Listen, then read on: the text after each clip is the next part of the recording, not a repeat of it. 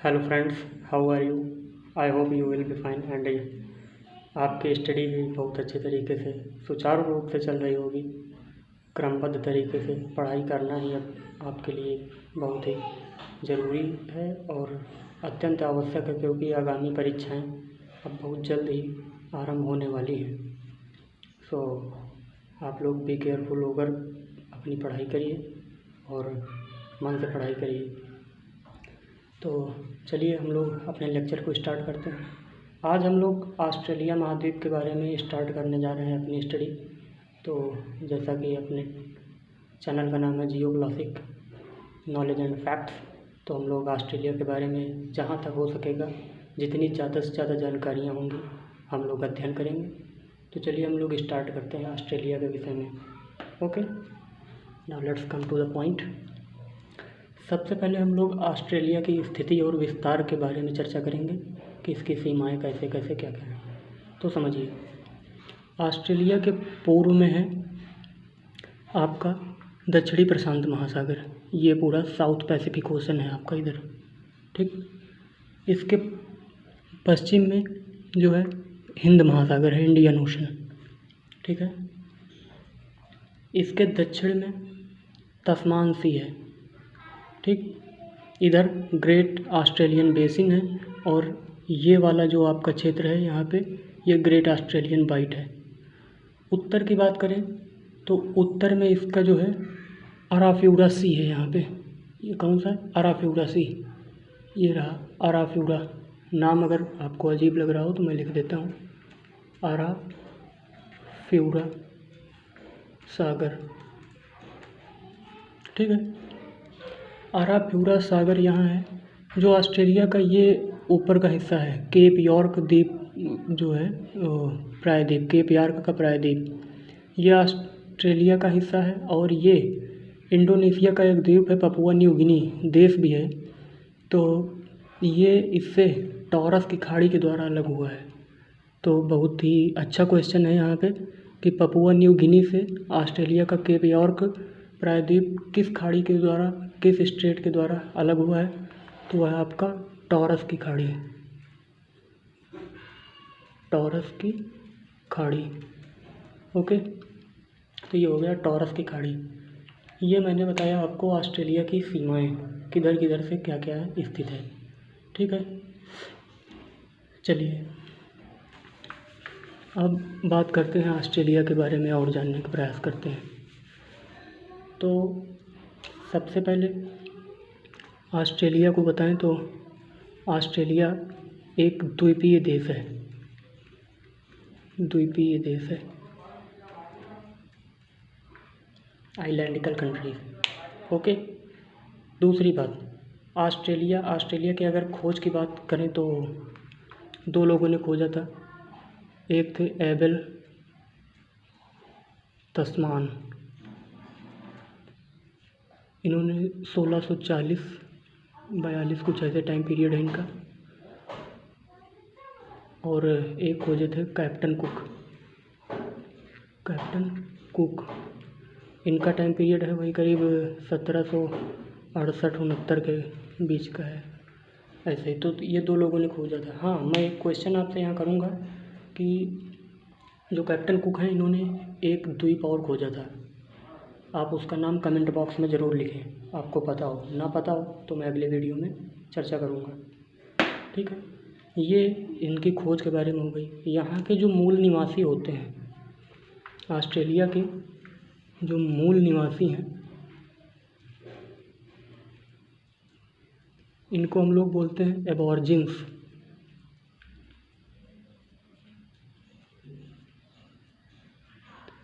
ये ऑस्ट्रेलिया के मूल निवासी जो होते हैं इनको हम लोग एबॉर्जिन्स बोलते हैं, जो स्थायी लोग यहाँ के होते हैं, ठीक है। ये खोज हो गया, निवासी हो गए। अब आगे बात करते हैं हम लोग। तो समझते हैं ऑस्ट्रेलिया के बारे में और जानते हैं। ऑस्ट्रेलिया की संसद, यहाँ की संसद जो है ऑस्ट्रेलिया की, उसको बोलते हैं पार्लियामेंट,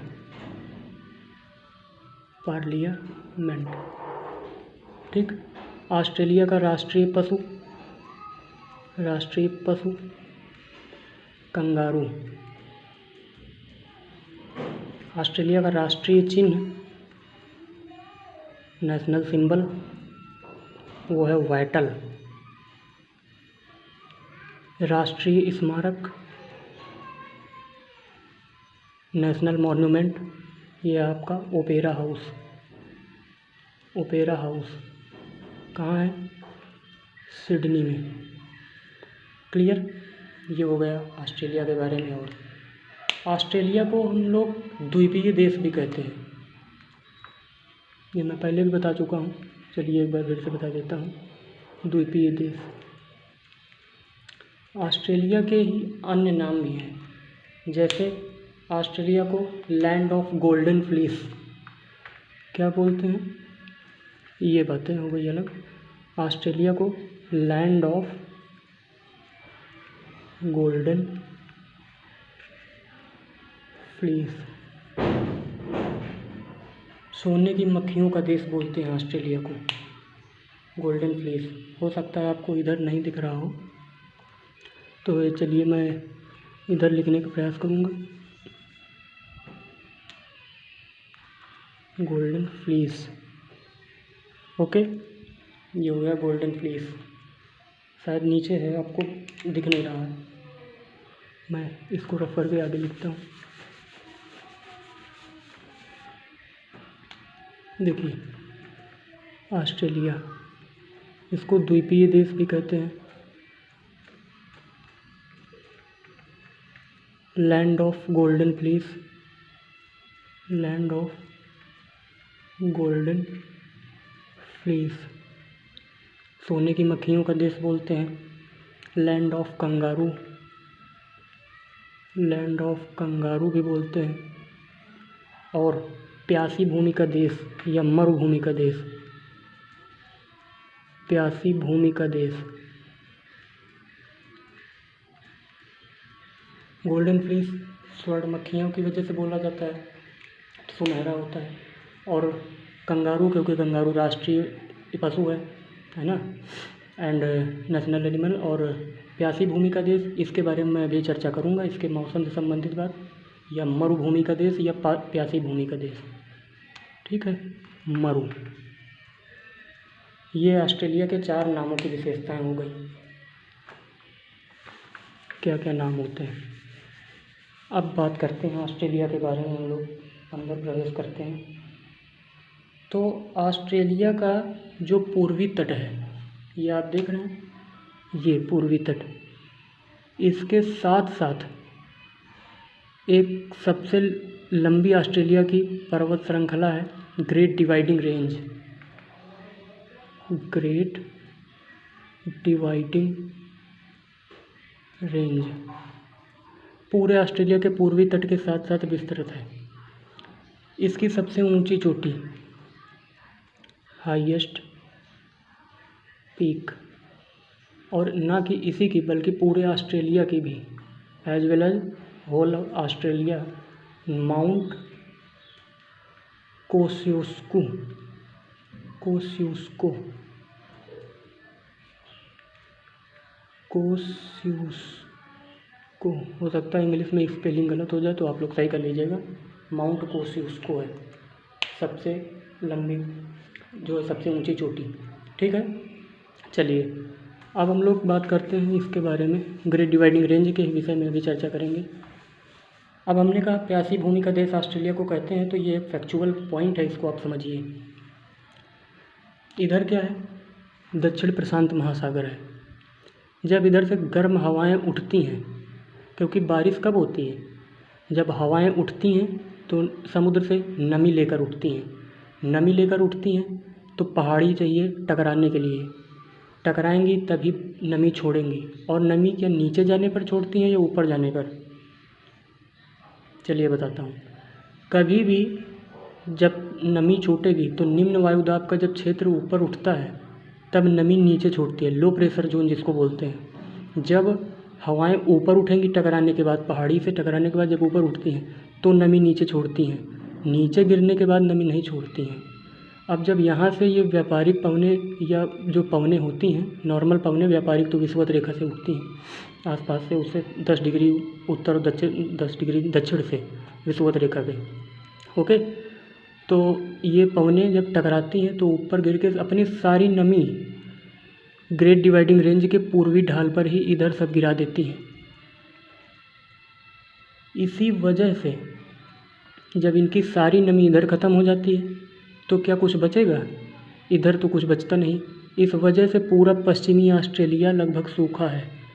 दैट्स वाई हम लोग कहते हैं इसको प्यासी भूमि का देश, प्यासी भूमि का देश। आई होप आप लोगों को कॉन्सेप्ट समझ में आ चुका होगा। और इसी फैक्ट की वजह से लगभग ऑस्ट्रेलिया की 90-92% जनता जो है, जो जनसंख्या है, वो ग्रेट डिवाइडिंग रेंज के आसपास ही निवास करती है। क्यों? क्योंकि जहाँ मरुस्थल है, रेगिस्तान है, क्या वहाँ कृषि संभव है? नहीं है। जब कृषि नहीं संभव है तो उद्योग भी सही से नहीं हो पाएगा। जब उद्योग नहीं होगा तो निर्जन क्षेत्र बन जाएगा और जीवन वहाँ पे जीना असंभव होगा लगभग। कुछ लोग रहते हैं कहीं कहीं पे, तो वो कारखाने और वहाँ पे खानों का क्षेत्र है, खान्स, माइंस, खानों का क्षेत्र। मैं आपसे चर्चा करूंगा ऑस्ट्रेलिया के खानों के बारे में बहुत आगे। और यह खनिज संपदा की दृष्टि से ऑस्ट्रेलिया एक बहुत ही विशेष और महत्वपूर्ण महाद्वीप है, इसके बारे में चर्चा की जाएगी। तो चलिए, इसके मैं कुछ शहरों के नाम आपको बताता हूँ क्रम से, जो आप क्रिकेट में भी सुनते होंगे। उत्तर से दक्षिण की ओर, नॉर्थ टू साउथ। सबसे पहले इसका देश पड़ता है मकर रेखा के एकदम नीचे, ब्रिस्बेन। ब्रिस्बेन के नीचे आओगे आप, गोल्ड कोस्ट। गोल्ड कोस्ट के नीचे आओगे न्यू कैसल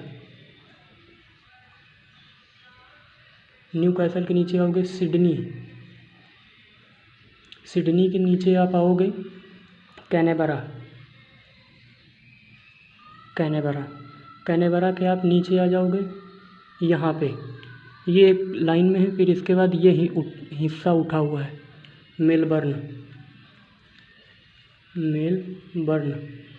मेलबर्न के आप थोड़ा सा पूर्व में जाओ, पश्चिम में जाओगे तो यहाँ पे एडिलेड है। तो ये कुछ इम्पॉर्टेंट कंट्रीज़ हैं, इम्पॉर्टेंट शहर हैं जहाँ पे जनता इनकी निवास करती है सबसे ज़्यादा। हाँ, ऑस्ट्रेलिया की कैपिटल जो है कैनबरा ये तट पर नहीं स्थित है, ये ऑस्ट्रेलिया की मुख्य भूमि में है। ये पूरा तट है। सभी और भी राज्य जो हैं और भी इसके राज्य हैं या शहर हैं वो तट पर हैं, लेकिन ये कैनबरा मुख्य भूमि पर स्थित है। तो ये आप याद रखेंगे। ये कहाँ है? मेनलैंड में। ओके, ये आपको क्लियर हो चुका होगा। चलिए आगे हम लोग अब चर्चा करते हैं। तो ये जो ग्रेट डिवाइडिंग रेंज है, इसको हम ऑस्ट्रेलियन आल्प्स भी कहते हैं। ग्रेट डिवाइडिंग रेंज जो है, इसको हम लोग क्या बोलते हैं? Australian Alps. आल्प्स कहाँ है? आल्प्स पर्वत क्या आप जानते हैं? कमेंट कर बताइएगा, ठीक है? ना पता हो तो मैं आगे बताऊंगा, इतना बता देता हूँ, यूरोप में है। चलिए, ऑस्ट्रेलियन आल्प्स कहते हैं, यह दुनिया की चौथी सबसे लंबी रेंज है, यह सबसे लंबी पर्वत श्रृंखला है। समझे? चौथी सबसे लंबी पर्वत श्रृंखला है ग्रेट डिवाइडिंग रेंज। पहली आप जानते हैं एंडीज, दूसरी रॉकीज, तीसरी ग्रेट हिमालयाज, चौथी ये। तो बहुत हद तक इस पे डिपेंड है ऑस्ट्रेलिया का कल्चर। ये हो गया बात आपसे। अब इसके बारे में हम लोग और चर्चा करते हैं। ग्रेट डिवाइडिंग रेंज, अब मैं इधर आपको थोड़ा सा बना के बताता हूँ। ये पूरी ग्रेट डिवाइडिंग रेंज है। ग्रेट डिवाइडिंग रेंज का तो दक्षिणी सिरा है, यहीं पे माउंट कोसेस्कू भी है, इसी के पास से निकलती है आपकी एक नदी निकलती है जिसका नाम है मरे। मरे ये मकर रेखा है। मकर रेखा के पास यहाँ है Gold Coast. Gold Coast Gold Coast के पास से निकलती है डार्लिंग नदी। ये पूरी आगे मरे डार्लिंग नदी जाती है और ये एडिलेड बसा है यहाँ पे। एडिलेड यहाँ से निकलती है मरे, यहाँ से निकलती है डार्लिंग, ये बह कर के एडिलेड पे ये अपना पूरा यहाँ पे जल गिरा देती हैं एडिलेड में। ठीक है, आप समझ गए होंगे। तो ये मरे डार्लिंग नदी है, यह एडिलेड के तट पर गिरती है। ऑस्ट्रेलिया का दक्षिणी सिरा एडिलेड है। ये एडिलेड जो है इसके दक्षिणी सिरे पर स्थित है। एडिलेड बहुत ही महत्वपूर्ण शहर है। आप लोग देखते भी होंगे क्रिकेट वगैरह, तो पता चलता होगा कि क्रिकेट बहुत ज़्यादा ऑस्ट्रेलिया का खेला जाता है एडिलेड के मैदान पर। खैर क्रिकेट की बात अलग है। तो पूरे ऑस्ट्रेलिया में मरे डार्लिंग नदी का क्षेत्र ही सबसे उपजाऊ क्षेत्र है। मरे डार्लिंग नदी क्षेत्र, मरे डार्लिंग नदी क्षेत्र जो है ये सबसे उपजाऊ क्षेत्र है। और इस उपजाऊ घाटी को हम क्या कहते हैं? इस पूरी उपजाऊ घाटी को हम कहते हैं रेवेरिना। रेवेरिना 2017 PCS मेंस में आया था कि रेवेरिना क्या है। रेवेरिना गलत लिख दिया मैंने, रेवेरिना। तो रेवेरिना मरे डार्लिंग नदी घाटी क्षेत्र जो है, या इसका जो बेसिन है, थाला जो है, इसको रेवेरिना बोलते हैं। ठीक है। और ऑस्ट्रेलिया में सबसे ज़्यादा गेहूं का उत्पादन मरे डार्लिंग नदी घाटी क्षेत्र में ही होता है।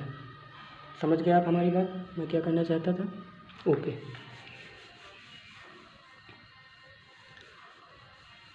तो ये हो गया आपका मरे डार्लिंग नदी के बारे में हो गया। अब मैं आपसे बात करता हूँ जो है, अब बात करूँगा आपसे इसके डेजर्ट्स के बारे में बात कर लेता हूँ। चलिए पहले तो ऑस्ट्रेलिया का जो पश्चिमी क्षेत्र है पूरा मरुभूमि का ही क्षेत्र है, आपको पता भी है। तो ये जो पूरा एक इतना बड़ा डेजर्ट है, इसको कहते हैं हम लोग जो है ग्रेट विक्टोरिया डेजर्ट।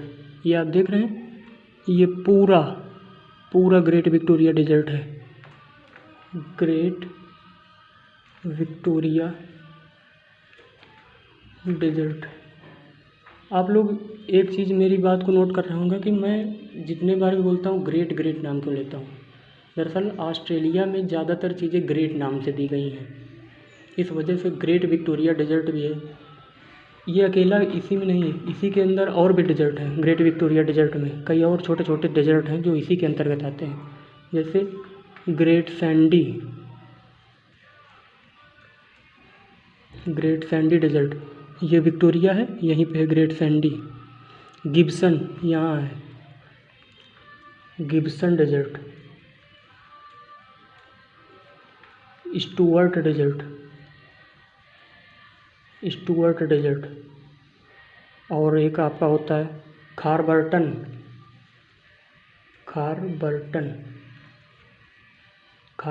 डेजर्ट। खारबर्टन मरुस्थल, स्टुअर्ट मरुस्थल, सैंडी डेजर्ट, गिब्सन डेजर्ट, है ना। एक और आप जान लीजिए सिम्पसन डेजर्ट।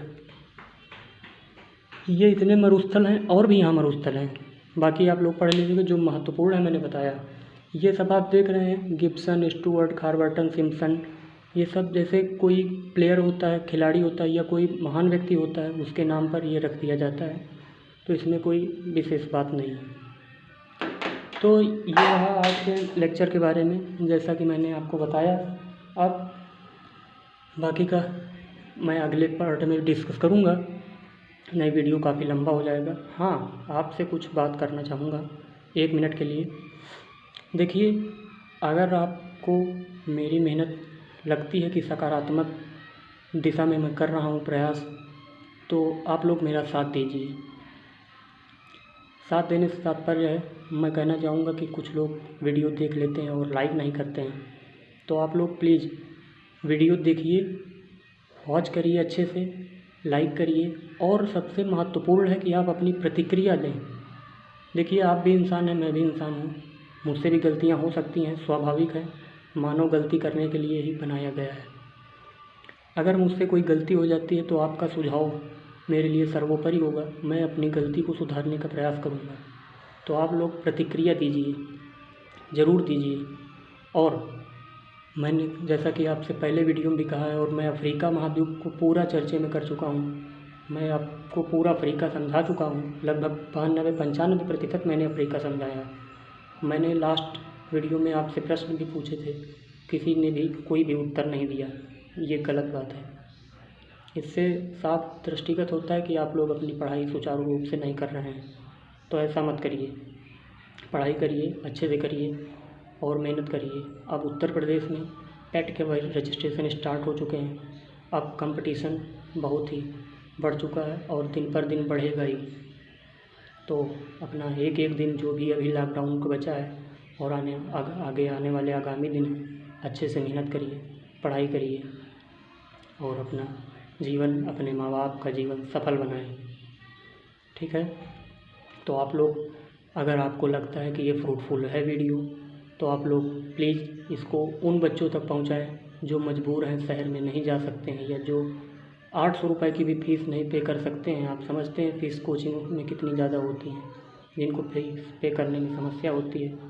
आप उनकी मदद करें, उनके लिए ये वीडियो पहुंचाएं ताकि उनको भी लाभ मिल सके और घर बैठे एक अच्छा ज्ञान प्राप्त हो सके। रही बात अगर स्तर की, तो आप आकलन कर सकते हैं। आप किसी भी परीक्षा का कोई भी ले लीजिए, मैं किसी भी परीक्षा का नाम नहीं लेना चाहूँगा, एक उदाहरण दूंगा बस। चाहे एसएससी हो या रेलवे हो या कोई भी कंपटीशन हो, पीसीएस, आईपीएस, कोई भी लेवल हो, मैंने अफ्रीका पढ़ाया है। आप अफ्रीका के सवाल हल करिए, अगर आपको समझ में आ जाएगा कि मैंने क्या पढ़ाया है। ठीक है, मैं अपनी बात को विराम देता हूँ। उम्मीद करता हूँ आप लोग मेरा भरोसा नहीं तोड़ेंगे। धन्यवाद, जय हिंद।